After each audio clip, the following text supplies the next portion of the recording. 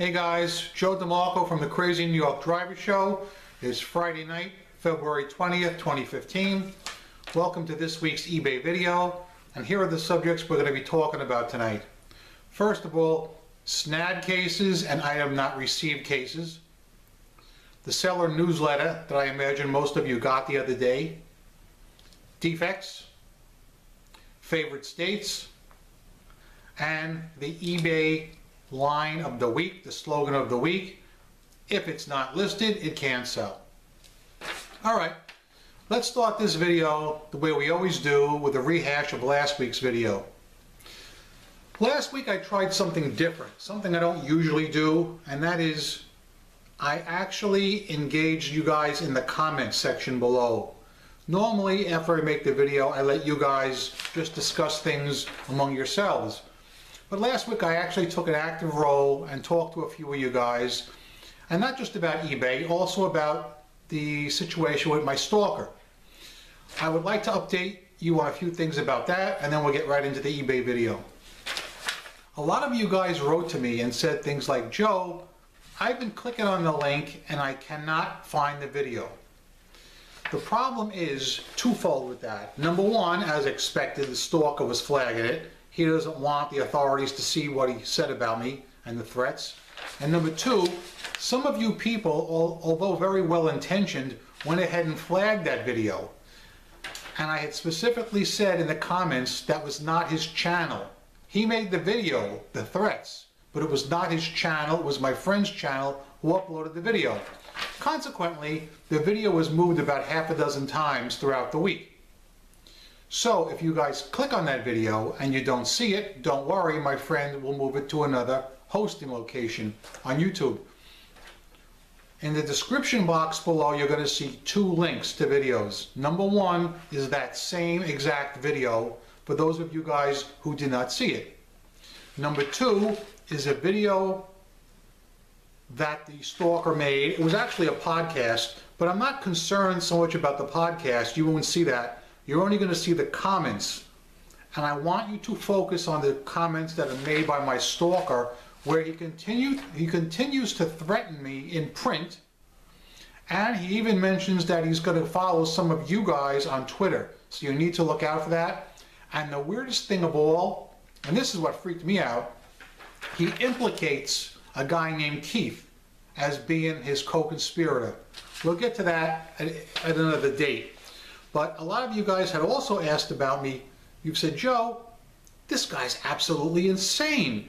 The things he's saying about you are slanderous and inflammatory. Why don't you sue him? Well, guys, I had thought about that for a while, but I was always under the impression that he had no money. I mean, you can look at the way he dresses and carries himself. He looks like he's a vagabond. However, in a podcast he made a couple of nights ago with another guy on the phone, he stated he had money in the bank and he was thinking about withdrawing $15,000. That was his exact words. That being said, I have been advised that this could be the time to move on him civilly in civil court. So that's something now that we're looking at. And guys, I've also been told that if this does go to civil court, if we do pursue this, we can go back 7 years and subpoena all his online activity. Every website he's ever owned for the last 7 years will come under scrutiny. And not just from me, from the government. This could be epic. There's going to be a lot of splaining to do. More on that later. But keep in mind, guys, on your Twitter accounts, please, you do what you want to do. I'm not telling you what to do. But if you're following him, you could have an issue. All right? We've talked about this last week. Be careful, stay safe. If you're not sure, contact me. Because I know for a fact some of you guys are probably inadvertently following him. All right? Any questions on that? You can comment below or contact me privately. Now, let's get into the real reason you're here, the eBay section of the video. All right, let's talk about eBay. cases. Have any of you guys had any cases opened against you in the last week or so? There are two main type cases: your item not received case and your SNAD case. Of course, that means significantly not as described.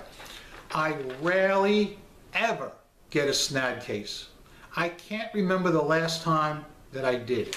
However, as I told you previously, I've been getting quite a lot of item not received cases. It's freaking nuts. And in each case, the tracking clearly shows that the item was delivered to the buyer.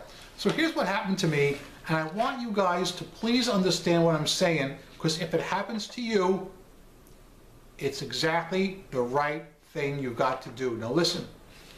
So, I guess it was Wednesday or Thursday. Around 4:30 p.m., I get an email from eBay saying a case has been opened. So I check it out. First I go to the case, and there's a guy that says, "I have not received my items. I want to know why I didn't get them yet," even though it shows that it was delivered.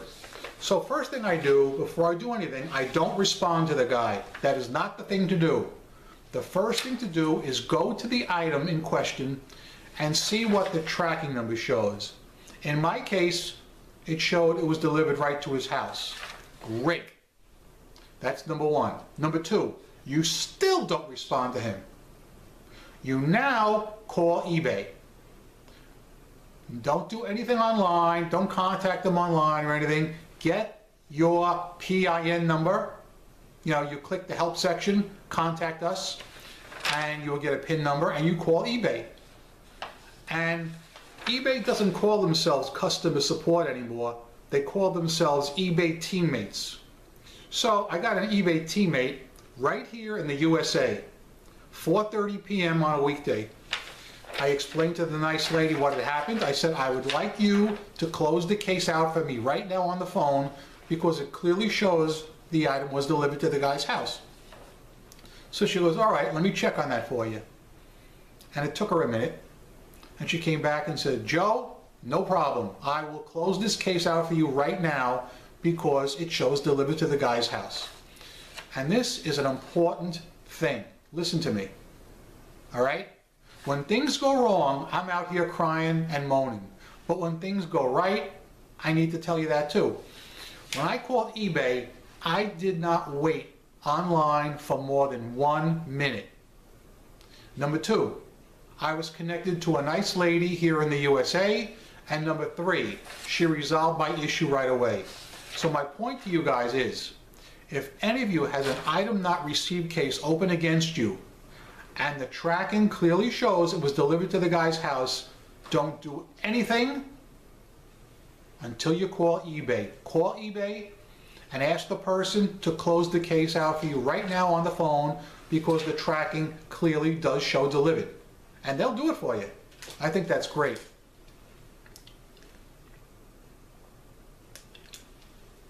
Okay, next. I'm going to incorporate the seller newsletter topic and the defects topic together on this. I'm sure you guys all got your seller newsletter the other day in your My Messages section on eBay. I'd like to know what percentage of your sales were from mobile users. We talk about this once in a while. I think every quarter we talk about it. You can see on the whiteboard back there, my percentage was 26%.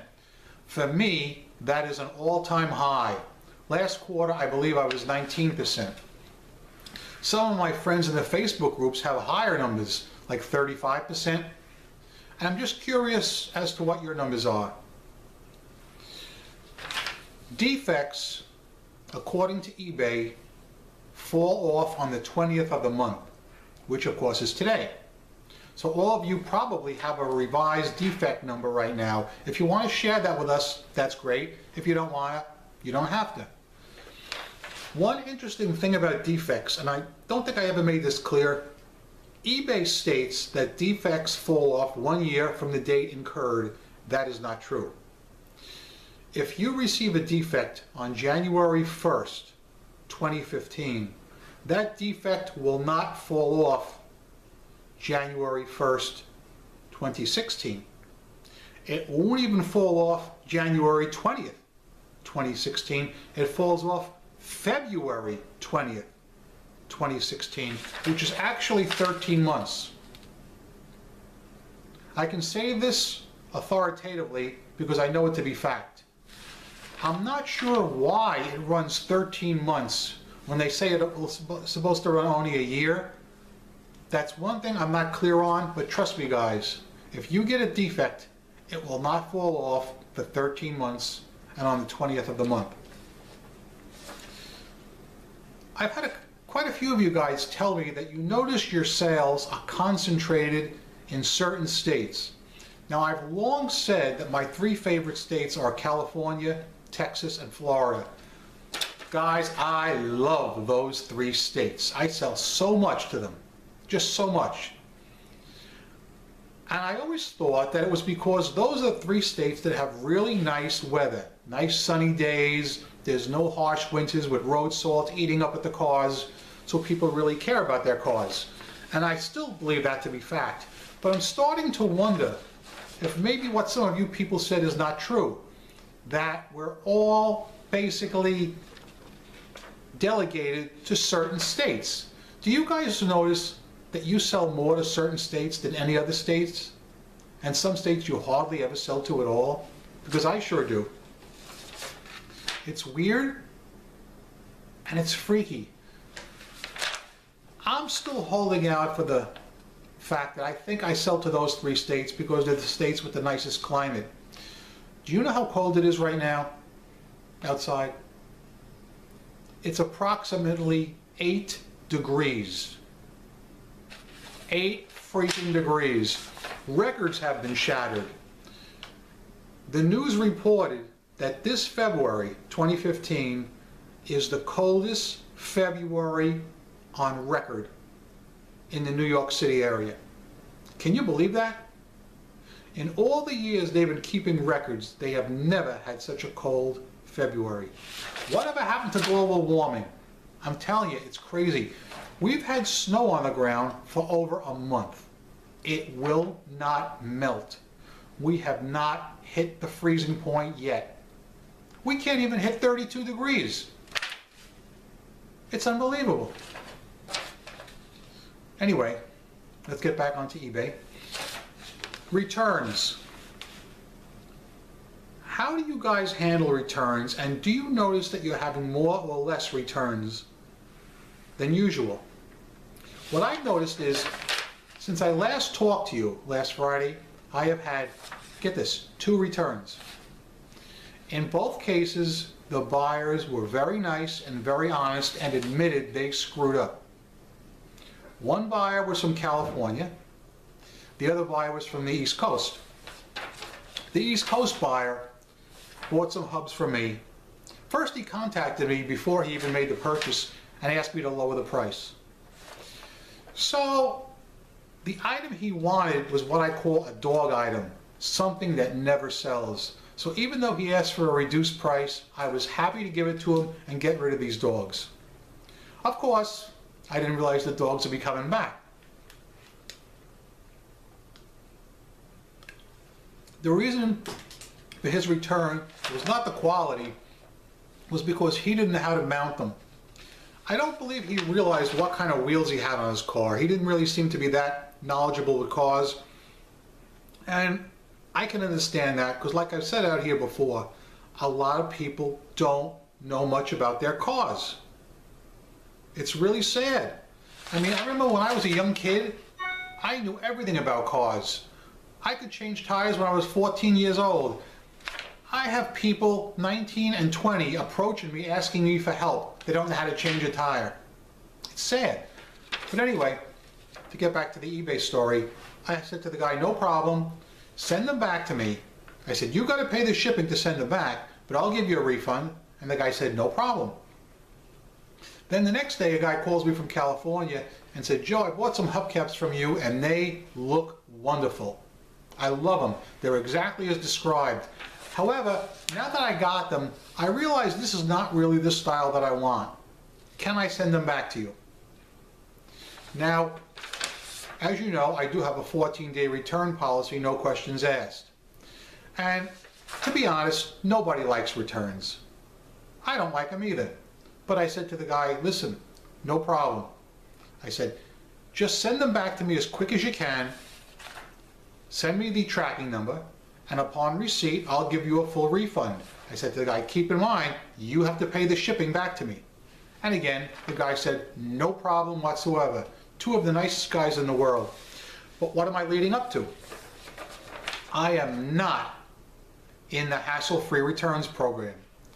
Now I ask you guys, now be honest, if I was in a hassle-free returns program, do you think these guys would have clicked the button that says change mind or wrong size? Or do you think they would have clicked the SNAD button to get the free shipping back?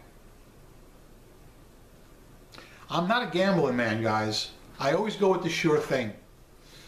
And judging by the comments in the Facebook groups, and even you guys here, you good people, the people that have the most problems with returns are the people in the hassle-free returns program. I'm sorry. That's just the way I see it.